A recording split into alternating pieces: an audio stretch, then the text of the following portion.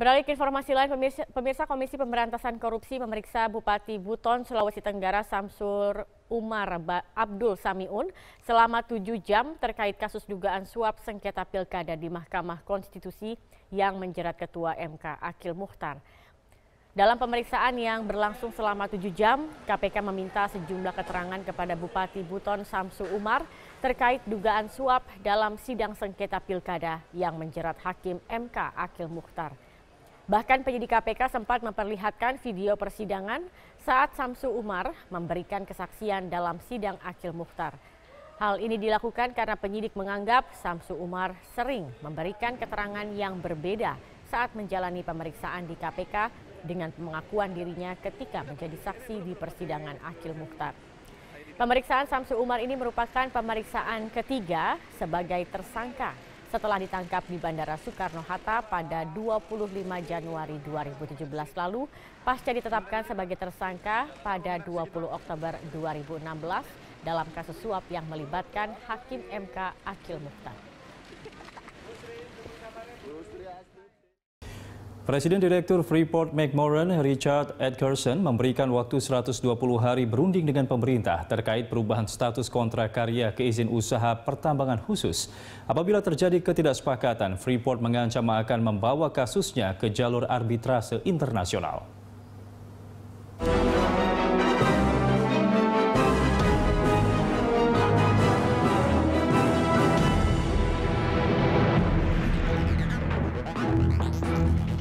Pemerintah telah menerbitkan izin usaha pertambangan khusus atau IUPK operasi produksi untuk PT Freeport Indonesia berdasarkan Peraturan Pemerintah Nomor 1 Tahun 2017. Dalam aturan tersebut, perusahaan tambang pemegang kontrak karya harus mengubah status kontraknya menjadi usaha pertambangan khusus IUPK. Namun hal itu ditolak oleh Freeport. Freeport-McMoRan telah mengirimkan surat ke Kementerian ESDM terkait perubahan status kontrak karya ke izin usaha pertambangan khusus yang dianggap secara sepihak. Freeport meminta pemerintah mengkaji ulang pengubahan kontrak karya menjadi IUPK.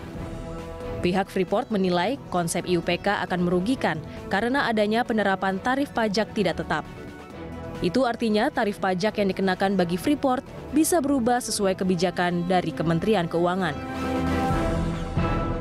Penerapan tarif pajak di IUPK berbanding terbalik dengan kontrak karya yang menerapkan tarif pajak tetap sampai dengan kontrak berakhir. Pihak Freeport berdalih selama ini telah memberikan kontribusi cukup besar bagi pemerintah dengan menerima 60% manfaat finansial dari pajak royalti dan dividen dengan total mencapai 16,5 miliar dolar Amerika Serikat. Under the contract, the government has received 60% of the direct financial benefits of our operations. Taxes, royalties, and dividends paid to the government since 1991 have exceeded $16.5 billion, while Freeport-McMoRan has received $10.8 billion in dividends. Future taxes, royalties, and dividends to be paid the government through 2041 are expected to exceed $40 billion. Pihak Freeport lalu memberikan waktu 120 hari untuk berunding dengan pemerintah terkait pengubahan status tersebut. Apabila terjadi ketidaksepakatan, maka Freeport akan menempuh jalur arbitrase internasional. Freeport Indonesia juga berdalih sudah tak bisa melakukan pengolahan dan pemurnian sebab PT Smelling Gersik berhenti beroperasi. On January 17th, 2017, PT-FI submitted to the Ministry of Energy and Mineral Resources a notification describing breaches and violations of the contract by the government. PT-FI expressed a sincere hope that this impeding dispute with the government can be resolved between the parties, but PT-FI reserved all of its rights pursuant to the contract against the government, including the right to commence arbitration to enforce all provisions of the contract and to seek applicable damages. Menanggapi ancaman arbitrase Freeport, Menteri Energi dan Sumber Daya Mineral Ignatius Jonan menegaskan, pengajuan arbitrase tidak hanya bisa dilakukan oleh Freeport. Pihak pemerintah juga bisa mengajukan kasus ini ke penyelesaian sengketa di luar peradilan umum. Seandainya Freeport tidak bersedia melakukan negosiasi, maka pemerintah akan bersikap tegas. Ya kita ingin ini dicarikan solusi menang-menang, dicarikan solusi yang win-win. Kita ingin itu, karena ini urusan bisnis gitu. Jadi oleh sebab itu saya serahkan kepada menteri. Tetapi kalau memang sulit diajak musyawarah dan sulit kita ajak berunding, ya kita nanti akan bersikap. Sebelumnya, Menteri Keuangan Sri Mulyani Indrawati meminta PT Freeport Indonesia dan investor yang mengeruk kekayaan alam Indonesia tunduk pada aturan dan undang-undang yang berlaku.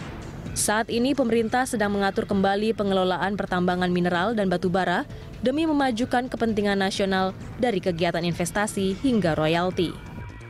Kita juga ingin mengikuti peraturan perundang-undangan dan menjelaskan secara baik kepada seluruh investor sehingga mereka juga tidak mempersepsikan bahwa pemerintah Indonesia mencoba melakukan berbagai halangan-halangan atau kesulitan-kesulitan karena itu semuanya sudah ada di dalam undang-undang.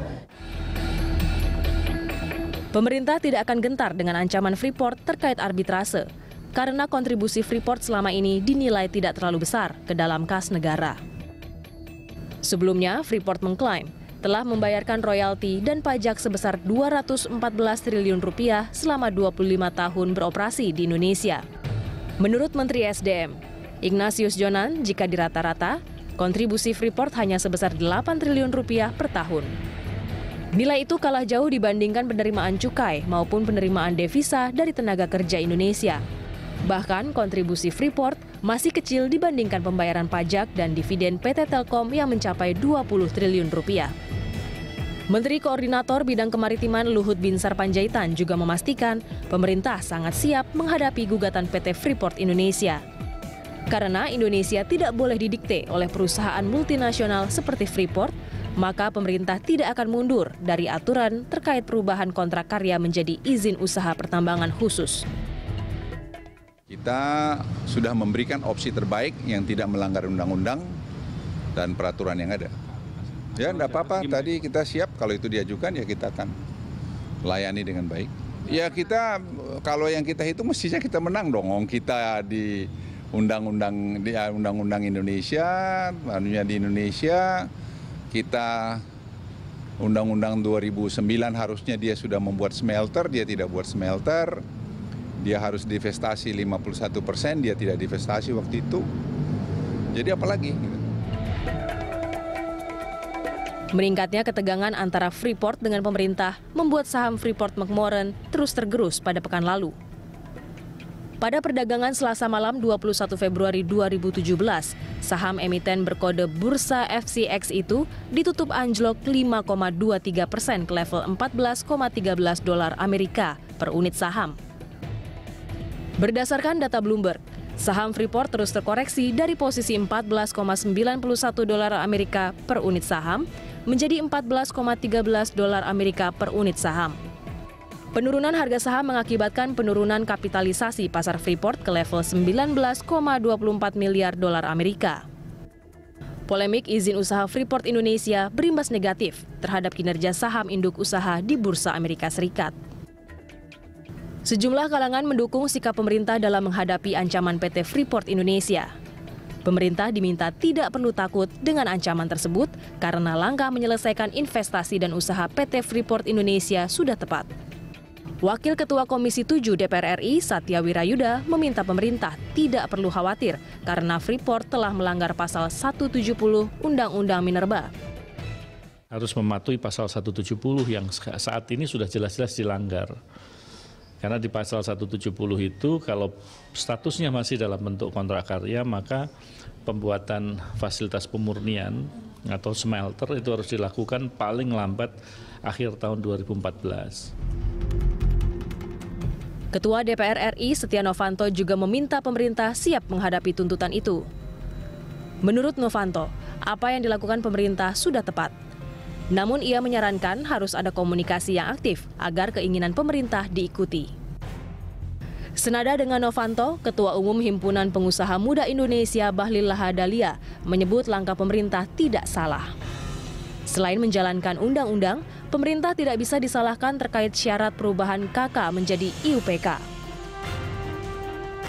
Kemudian terkait ancaman pemutusan hubungan kerja, tidak ada yang luar biasa dari hal itu. Sebab dulu ketika larangan ekspor mineral mentah diterbitkan, banyak pengusaha tambang hampir kolaps. Hal itu pasti menjadi perhatian pihak Freeport. Polemik perubahan kontrak kerja PT Freeport Indonesia telah membuat Cepi Hakim mundur dari posisi Presiden Direktur Freeport Indonesia. Kondisi itu diakui bos Freeport, McMoran Richard Edgerson, sebagai keputusan yang sulit. Richard mengapresiasi sumbangsih Cepi selama 4 bulan bertugas memimpin Freeport Indonesia.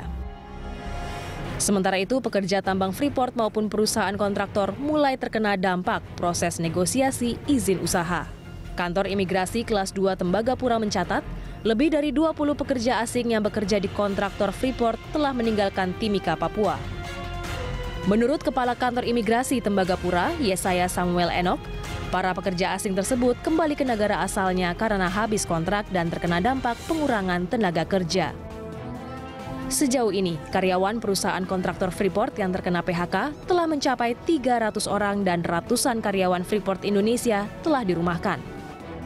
Berdasarkan surat dari Freeport McMoran kepada Menteri SDM Ignatius Jonan pada 21 Februari 2017, Richard C. Edgerson menyebut pihak Freeport masih percaya akan mencapai kesepakatan dengan pemerintah, meski dalam beberapa isu penting keduanya belum mencapai kesepakatan. Edgerson menambahkan, pemerintah dan Freeport mempunyai tujuan yang sama, yakni meningkatkan pertumbuhan ekonomi dan dapat memberikan kesempatan bekerja bagi ribuan pekerja asal Indonesia. Di sisi lain, Kementerian Keuangan sedang menghitung ulang potensi penerimaan negara jika PT Freeport Indonesia berubah status dari kontrak karya menjadi IUPK.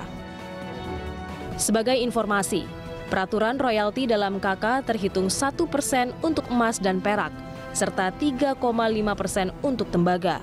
Sementara itu, hitungan royalti emas di dalam IUPK tercatat sebesar 3,75%, perak sebesar 3,25%, dan tembaga sebesar 4%. Dipastikan, hasil estimasi belum tentu sama dengan realisasi perhitungan. Itu karena negosiasi belum tuntas antara pemerintah dan Freeport terkait kewajiban yang perlu dijalankan PT Freeport Indonesia. Tim Liputan Berita 1.